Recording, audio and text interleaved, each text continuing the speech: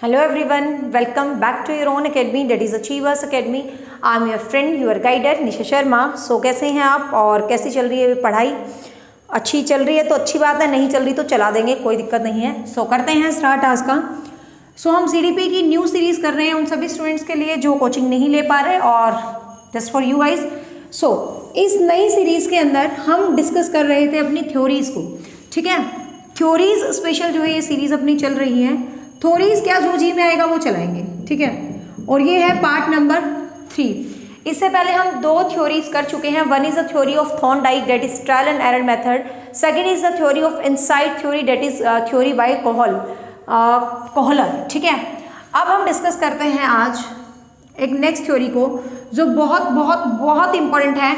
यदि टीचिंग के इतिहास की बात की जाए तो इसको बहुत मुश्किल थ्योरी भी माना जाता है और इम्पॉर्टेंट भी माना जाता है. डेट इज शास्त्रीय अनुबंधन सिद्धांत. शास्त्रीय अनुबंधन सिद्धांत, you can say classical conditioning theory,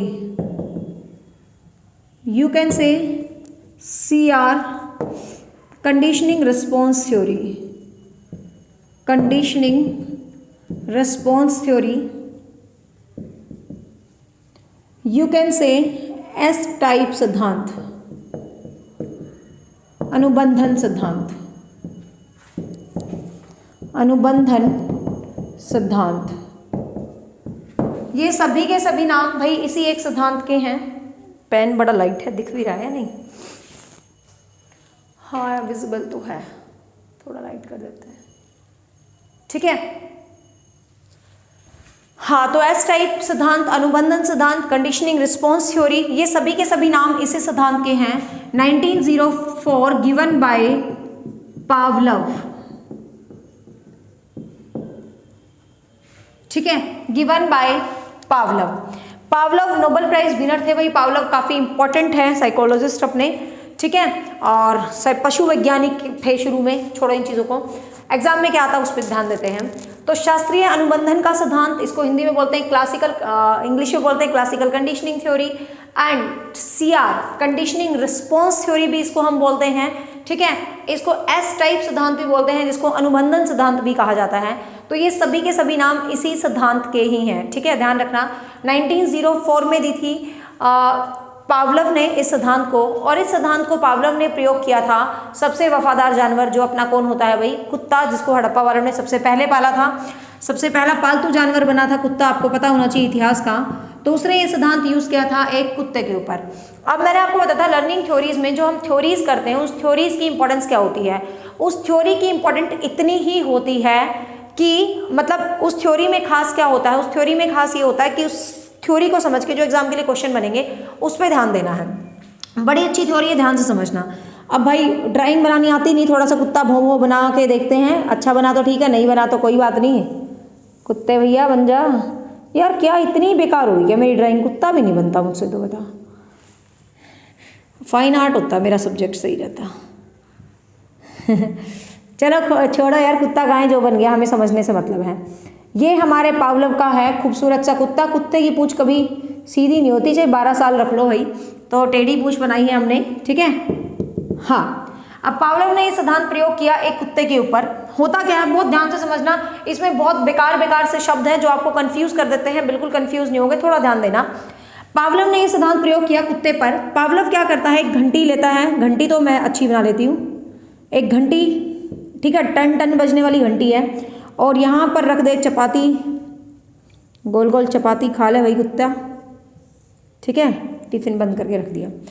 अब होता क्या है, ध्यान से समझना, बिल्कुल ध्यान समझना. क्वेश्चन को एक एक शब्द समझ में आएगा. ये नाम क्यों पड़े ये समझाऊंगी. पावलव क्या करता है, पावलव ये दिखाता है कि कंडीशनिंग रिस्पॉन्स की जो कुत्ता है, मतलब वट जो भी है, वो कहता है जब हम अधिगम बच्चों को सिखाना चाहते हैं तो कुछ ना कुछ तो स्टिमुलस दिया जाएगा. एस मतलब स्टिमुलस भी होता है, कुछ ना कुछ अनुबंधन दिया जाएगा. कोई स्टिमुलस होगा तभी आप रिस्पॉन्स करोगे. आपने पता है स्टिमुलस रिस्पॉन्स की बात थॉर्नडाइक ने भी कही है. ध्यान से सुनना, यदि आप पुरानी बुक्स उठा के देखोगे तो स्टिमुलस रिस्पॉन्स थॉर्नडाइक की थ्योरी को भी कहते हैं और पावलव की थ्योरी को भी स्टिमुलस रिस्पॉन्स थ्योरी कहा जाता है. लेकिन आपको पता हर बार बुक्स वैलिड होती है एम्बेड में। जब आप डीप लेवल पर इन चीज़ों को पढ़ोगे तो आजकल कहते हैं कि थॉर्नडाइक वाली थ्योरी ही सही मायने में एसआर थ्योरी है। इसकी थ्योरी खाली एस है, क्योंकि इसका जो स्टिमुलस है उसके बाद जो रिस्पॉन्स है वो चेंज होते रहते हैं। कैसे देखते हैं ध्यान से। पावलोव क्या करता है कि घंटी बजाता है, ठीक है, जैसे ही घंटी बजती है कुत्ते के आगे खाना आ जाता है। सीन को समझना, टन टन घंटी बजी, घंटी बजते ही कुत्ते के आगे खाना आ गया, डेट्स इट। घंटी का बजना और खाने का आ गया, दिस इज द सीन। घंटी बज रही है और क्या आ रहा है, खाना आ रहा है। किसके आगे भाई, पावलोव के कुत्ते के आगे। अब होता क्या है, घंटी बजी और खाना आ गया, यहाँ तक तो क्लियर है सबको। अब भाई जैसे ही घंटी बजती है ना, अब आपको पता कुत्तों क्या, यार घंटी बज गई, कान खड़े हो गए कुत्ते के, अरे कान भी बना देते सुंदर से फ्लैप वाले, ठीक है। घंटी बजते ही कुत्ते के कान खड़े हो गए कि भाई खाना मिलने वाला है मुझे। और जैसे ही घंटी बजी कुत्ता जो है राल टपकाना शुरू कर देता है। आपको पता है कुत्ते की आदत होती है लाल टपकाने की, ठीक है। कुत्ते ही क्या, इंसान की, खैर इंसान की आदत तो नहीं होती है लाल टपकाने की, लेकिन कोई अच्छा तुम्हें खाना दिखता है तो तुम्हें भी लगता है यार मुंह में पानी आ गया, मतलब इन द सेंस वो वाली लाल टपकाना नहीं, कुत्ते वाली नहीं भाई। हम इंसान हैं, इंसानों की तरह, मतलब थोड़े स्टैंडर्ड से मुंह में पानी आना बोलते हैं उसको, ठीक है। कोई अच्छी चीज़ें देख के, इमली को देख के हो जाता है, ठीक है, मतलब अलग अलग चीज़ें हैं, छोड़ो। हाँ, तो जैसे ही घंटी बजती है, घंटी बजते ही क्या होता है, लार टपकने लग जाती है। अब जैसे ही घंटी बजी, लार टपकी, लार टपकते ही कुत्ते के आगे खाना आ गया। सीन को समझना। अब ये क्या हो रखा है, इनका अनुबंधन हो रखा है। ये इनका क्या हो रहा है, अनुबंधन हो रहा है। स्टिमुलस दिख रहा है इसको, घंटी की आवाज़ क्या है, स्टिमुलस है। स्टिमुलस मैंने आपको बताया था उद्दीपन। कोई भी वो चीज़ जो आपको अट्रैक्ट करती है, कोई भी वो चीज़ जो आपको आकर्षित करती है, वो उद्दीपन कहलाता है। कोई भी वो चीज़ जो आपको आकर्षित करती है उद्दीपन कहलाता है। अब भाई जो ये घंटी बज रही है, तो ये जो घंटी बज रही है ये आपको क्या कर रही है, अट्रैक्ट कर रही है। कोई भी वो चीज़ जो आपको अट्रैक्ट करती है वो उद्दीपन कहलाता है। घंटी बजते ही ये रिस्पॉन्स देता है, इसीलिए तो स्टिमुलस रिस्पॉन्स, ठीक है। लेकिन अब क्या है, इसको स्टिमुलस रिस्पॉन्स क्यों नहीं माना साइकोलॉजिस्ट ने, बाद में क्या बोला कि भाई घंटी का बजना एक कंडीशन है, कंडीशन रिस्पॉन्स, इसलिए इस थ्योरी को स्टिमुलस रिस्पॉन्स की बजाय कंडीशन रिस्पॉन्स देना नाम ज़्यादा उचित किया, जब बाद में इसकी जाके सर्च हुई, ठीक है। घंटी बज रही है, खाना आ रहा है, यहाँ तक का सीन आपको सबको क्लियर है। अब पावलोव क्या करता है, एक दिन घंटी तो बजाता है टन, घंटी बजते ही कुत्ते की तो भाई राल टपकनी शुरू होगी नेचुरल, लेकिन खाना नहीं आया।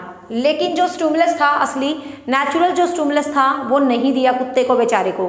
अब कुत्ते को ये स्टिमुलस नहीं मिला, लेकिन फिर भी घंटी बज रही है, कुत्ता राल टपका रहा है, उसके आगे खाना नहीं आ रहा। फाइनली बेचारे कुत्ते का भ्रम दूर हो गया, यार हर बार जरूरी नहीं है घंटी बजेगी तो मुझे खाना मिलेगा। अब इस थ्योरी से आपको जो जो चीज़ें समझनी है वो समझ लो जो पेपर में आती है मजबूती से। सबसे पहले तो कुछ क्वेश्चन आएगा, ये घंटी का बजना क्या है, लार का टपकना क्या है। आपको पता है एक तो है रिस्पॉन्स। अब ये जो लार टपक रही है ये तो रिस्पॉन्स है, एवरीबडी नोज ये रिस्पॉन्स है। रिस्पॉन्स को शॉर्ट में लिख दिया आर, सबको पता है ये रिस्पॉन्स है, और रिस्पॉन्स को हमने शॉर्ट में क्या लिख दिया भाई, आर लिख दिया, छोटी छोटी सी बात है। अब ये कैसा रिस्पॉन्स है, स्वाभाविक है या अस्वाभाविक है। स्वाभाविक मतलब नेचुरल रिस्पॉन्स, अस्वाभाविक मतलब अननेचुरल। अब स्वाभाविक को हम क्या बोलेंगे, कंडीशनड, भाई कंडीशन है। स्वाभाविक को बोलेंगे अनकंडीशन, और स्वाभाविक को बोलेंगे भाई जो नेचुरल हो रहा है, मतलब उसके पीछे कोई कंडीशन नहीं लग रही, तो उसको अनकंडीशन बोलेंगे। अस्वाभाविक को क्या बोलेंगे, कंडीशन। क्योंकि देखो ध्यान समझना, यही शब्द आपको कंफ्यूज करते हैं। शॉर्ट में जब लिखा होगा यूसी, अनकंडीशन, जिसके पीछे कोई कंडीशन नहीं लगी। अब भाई जो चीज़ नेचुरल है बिना कंडीशन, अब मैं आपको पढ़ा रही हूँ, कोई कंडीशन थोड़ी ना इसके पीछे, मेरा नेचुरली मन कर रहा है कुछ उन बच्चों की हेल्प करने का जो कोचिंग नहीं ले पा रहे, तो इट्स अ नेचुरल। ये अनकंडीशनल लव है मेरा आप लोगों के लिए, तो कोई कंडीशन नहीं है इस चीज़ के पीछे। हाँ एक कंडीशन है, शेयर कर दिया करो अच्छा लगे तो, कोई ज़बरदस्ती नहीं है, ये भी भाई छोड़ो, ठीक है। तो कहने का मतलब ये अनकंडीशन है, तो मेरा मतलब इस वर्ड को समझाने से है, आप कंफ्यूज होते हो ये वाला कंडीशन ये वाला अनकंडीशन, जिसमें आपका कोई मोटिव नहीं है, दैट इज अनकंडीशनल लव, बोलते नहीं है, तो इट्स अ नेचुरल, स्वाभाविक, ठीक है। तो स्वाभाविक को बोलेंगे अनकंडीशन, अनकंडीशन को यूसी से प्रेजेंट करेंगे, यूसी मतलब अनकंडीशन। अब ये स्वाभाविक लार थी ना इसकी, तो ये अनकंडीशनल रिस्पॉन्स हो गया, मतलब यूसीआर हो गया, ठीक है। ये अनकंडीशनल रिस्पॉन्स हो गया मतलब यूसीआर हो गया।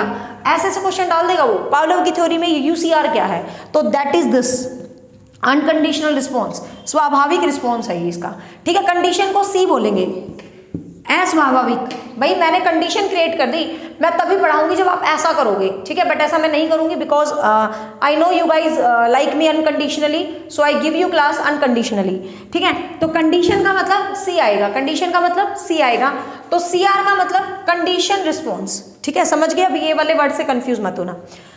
तो लार का टपकना क्या है भाई? यूसीआर, अनकंडीशनल रिस्पॉन्स। हिंदी में क्या लिखेंगे?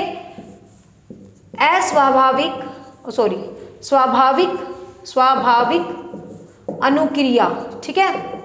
तो घंटी क्या है इसमें? स्वाभाविक अनुक्रिया। अब है अपनी ये सॉरी लार का टपकना क्या है? स्वाभाविक अनुक्रिया।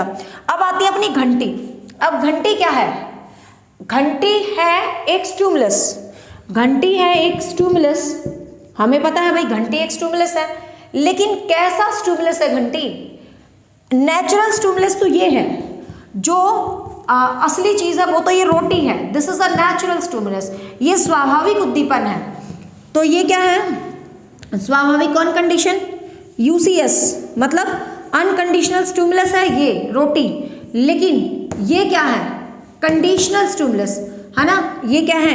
Conditional stimulus, CS. देखो आप कंफ्यूज मत होना, घंटी क्या है? अस्वाभाविक उद्दीपन, अस्वाभाविक उद्दीपन। घंटी क्या है भाई? अस्वाभाविक उद्दीपन, अननेचुरल उद्दीपन है, ठीक है।